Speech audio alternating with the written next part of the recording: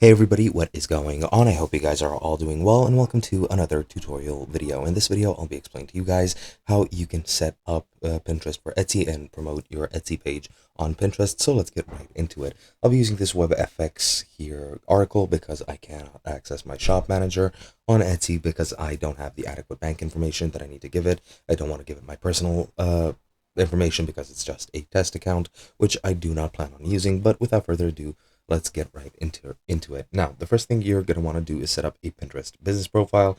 You just need to visit the Pinterest business site, sign up for an account, and once you set it up, you must fill it out completely.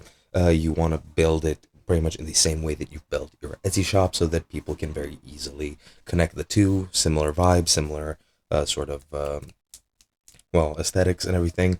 And once you do, you just need to claim your Etsy profile. You just need to go ahead and click on the three dots in the upper right.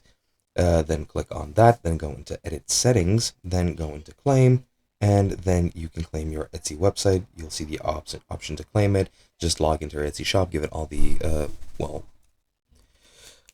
permissions that it needs, and that's pretty much it. Then you just need to create Pinterest boards and pin the content with all of your listings that you have on Etsy.